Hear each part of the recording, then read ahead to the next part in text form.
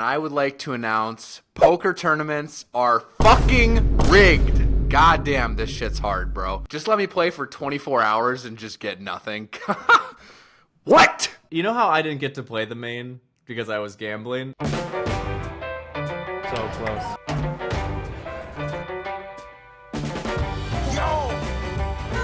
Yeah! Should be a winner. Let's go. It was a whole lot of fun. Right. Matt, stop. I think I spent more time gambling at the tables than you might have at the poker table. Okay. I played for like 12 hours. You probably did beat me, honestly, but You know what? I'm ashamed because I told myself, actually, like, honestly, being real, I told myself I wasn't going to be mean to you today because I do respect what you went through, and I'm really proud of you. So what I sent you in that DM is more true than what I just said. I won't needle you about busting the main event early. I mean, it's okay. I can needle myself. I bought into a $10,000 tournament, and we are busto. Womp womp. What was the toughest part about it? My day 2 table was really tough. Really tough. Guy on my left played one hand in 7 hours, so he wasn't tough. But everybody else on the table had like 100, 200K plus in earnings. There was a guy with like 1.1 million. Who cares? Just $10,000 down the drain. Really, I'm fine. I didn't have any nightmares about it. Like, it's not going to impact my financial livelihood or, you know, the way that my parents view me or the way that my girlfriend sees me as a, you know, a loving boyfriend. And I'm fine. That's what I'm getting at. I'm fine. Really, I'm okay. There's nothing wrong. All right, so let's get into the show, guys. I know it's a setback, but the way that you play 1-2, you're going to get that money back like well before you're 30. Like what are you, 21 now? Like you got all the time in the world to win that back. Fuck you. I'm not 21 and I play 1-3, okay? Anyway. I mean, if you played in that 1-3 game versus Gretzky and Nick that we played at the MGM Grand, you could make that back in a day. I mean, it was 1-3-2000. That's how the bets went. That was one of the most that was 1-2. That was 1-2. The most insane 1-2 game. I put out the $160 straddle. I've never done that in my life. So you should be proud of me. That game, any game with Gretzky and on tilt Nick, you just know that game is going to be off the rails. I played a 3-way all-in with pocket kings against pocket jacks and against 9-4 of spades for $2.5 grand. Which hand won? Me, with pocket kings. Thank God I would have been very, very emotionally unstable if I lost that hand. 9-4 of spades is like a closet favorite in those games. For some reason, Nick gets there so often. The second I saw 9-4 of spades, I was like, oh, GG.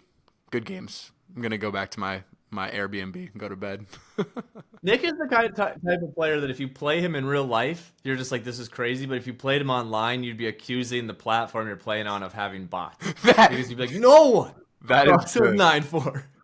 That is good. That is exactly true. Gazzy B, a good friend of mine. I consider him to be one of the best vloggers out there right now. His vlog is amazing, so check him out.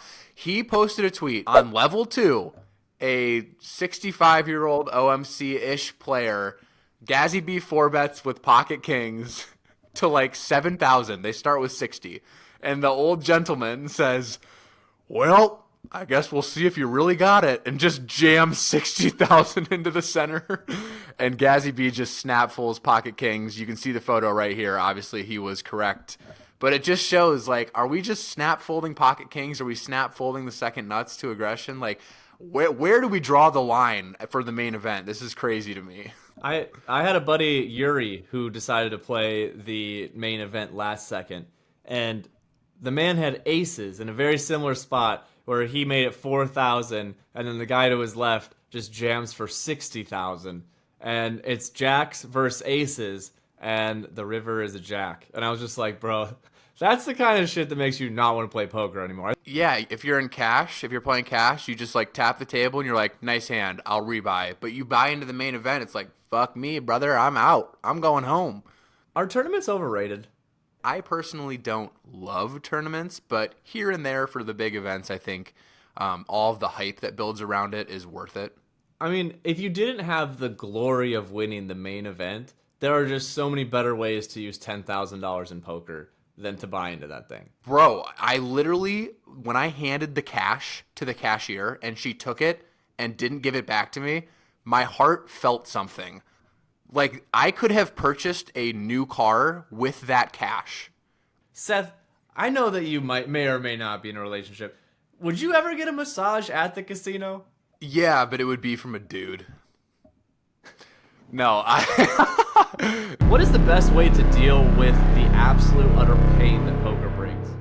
Yeah, I don't know. I mean, poker is just one of the most humbling games that you could possibly ever play. It's the only game that you can play absolutely perfect and be the worst. I'm going to interrupt. God damn it! I'm going to interrupt you. I don't want the political answer. I want to know, what did you do the day that you busted from the main? What did you do? Bro, I took 20 milligrams of edibles and I sat and watched Doug Polk videos. What do you want me to say? What do you want me to say? I'm in Las Vegas, dude. I went to the strip club. I did a bunch of I went home and I materialized that shit. I just sat there and I was like, fuck, bro. I just torched $10,000, like a fourth of the average American salary. I just threw into a tournament and lost because I called down with aces. Like, there's no good way to be like, fuck me. Oh, well, you can't just like go meditate or you can't call your mom. You just got to sit there and be like, that sucked. On to the next one. I bought into the main event for $10,000. I lost $10,000. But you gambled like $20,000 and lost like 16. So how about you tell us what happens after a bad day of gambling for you, and how do you react when you go home and hug your wife?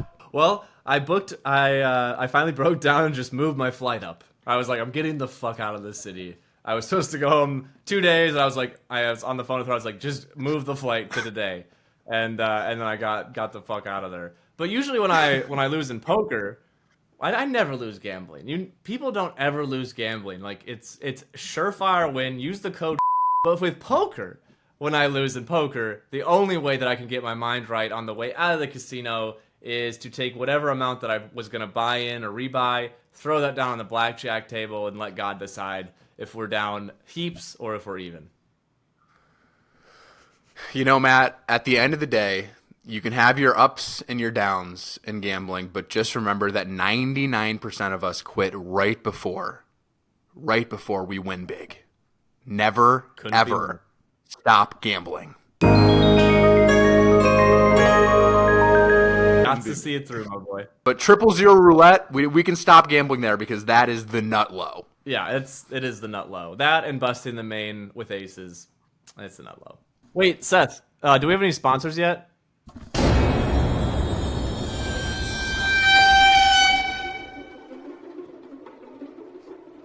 Thank you for the reminder. This show is sponsored by PokerOrg, and we call it the Nut Low.